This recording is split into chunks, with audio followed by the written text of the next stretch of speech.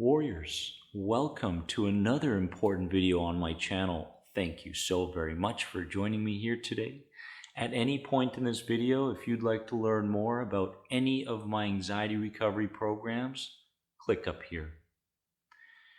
And friends, lately people have been asking me, Dennis, what is it really like to heal from anxiety? And I thought, you know what? I think it's important that I speak on this topic, having been around this realm for the last decade and understanding what my own anxiety recovery feels like, along with many of my own clients. So it's important to understand what it feels like, what it looks like, what your life is going to be like when, not if, when you heal from the anxiety that you may be currently experiencing, my friends. First and foremost, what we have to understand is that when you heal from anxiety, you're not happy all the time, right? It's not this feeling of, oh, I'm happy all the time now, right? Because I feel like a lot of people are chasing happiness these days. And the moment they don't feel, happy and they don't experience that toxic positivity that we see more often than not in today's world, then they feel glum, they feel down, they feel like something's wrong, right? But the truth is that we're meant to experience all the feelings and all the emotions that we feel on the inside. We're supposed to embrace the good and the bad. We're supposed to deal with the bad and guide the bad, and we're supposed to celebrate the good. So we have to understand that happiness mustn't be the goal that you have for yourself. And you're not happy all the time when in fact you heal from anxiety, okay?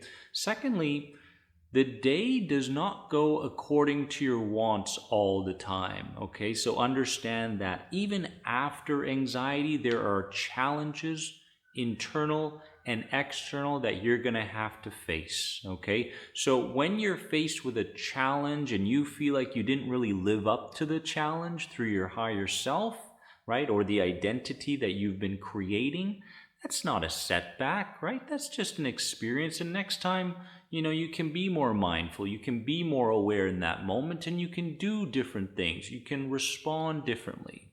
So it's important to understand that. And finally, there is still a certain degree of stress that happens in your life. So after anxiety, if you feel a certain degree of stress, understand that you're not going back to anxiety, okay? So there's a lot of involuntary mechanisms that happen on the inside. And if you do experience a feeling, whether it be fear or anger or irritability or sadness or whatever it is, something happened on the outside or you're reminded of something from your past, understand that whatever triggers you or activates your fear or these negative emotions are blessings. They are all blessings that say, I still have fragments of this fear within me, and it's coming out in this moment, and now I know what to heal, okay? So when we start to perceive these fearful feelings on the inside this way, then we can go, man, I really haven't forgiven my mother, or I'm still hanging on to that thing that happened 10 years ago. So understand that those bad feelings are blessings within you that say, hey, I still have to uncover this, reveal a bit more of this, and heal it, right? So what does start to happen when you heal from anxiety? Well, one of the biggest things, especially for me, is you stop playing the game the inner child wants you to play, okay? So you've got an inner child, I've got an inner child, and people that heal from anxiety do a much better job of not being led by the beliefs and interpretations coming from their own inner child based on childhood programming. Okay, so you're no longer playing this game. The inner child goes, hey, yo, that person just did something and you should fight back, right? And you're going, well, I don't see the value in fighting back anymore. And the inner child goes, what are you crazy? You might lose your reputation here. Something may go wrong. And you're going, yeah, I just don't see it the same way I used to.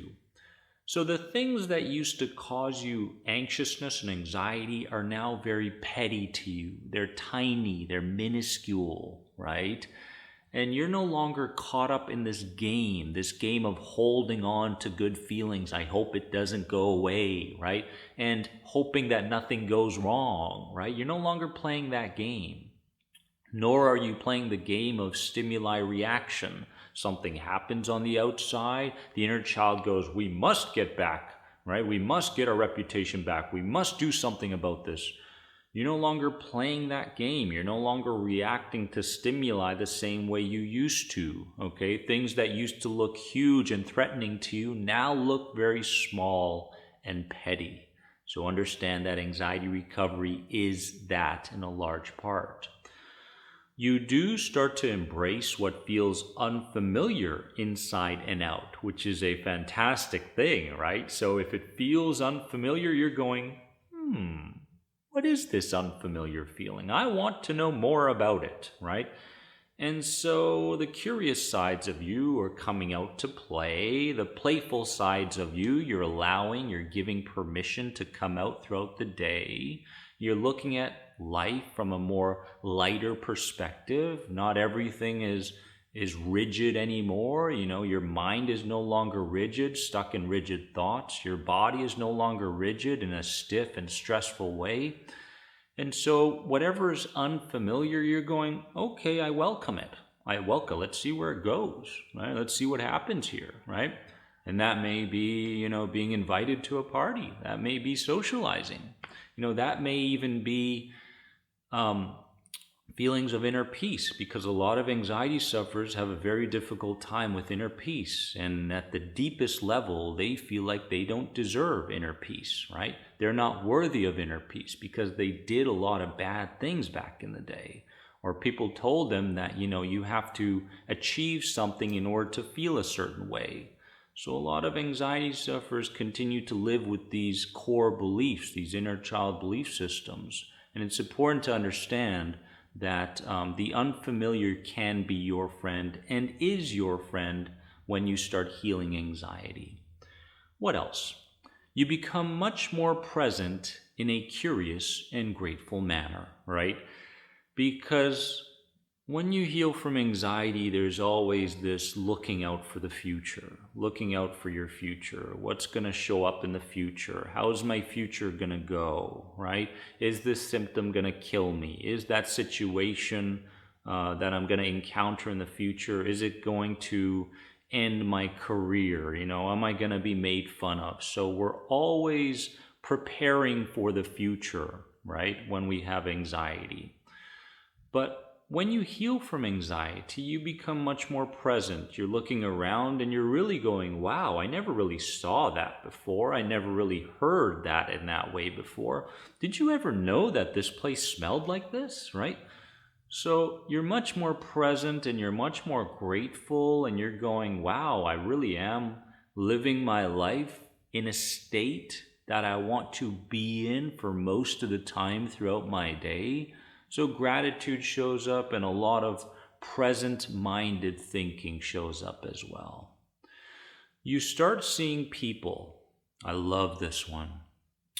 When you heal from anxiety, or when you're on the healing journey, you start seeing people as a reflection of your past or present, rather than try to one-up them or compete with them in some way, right? Because when you have anxiety, you always feel like you need to one-up somebody, right?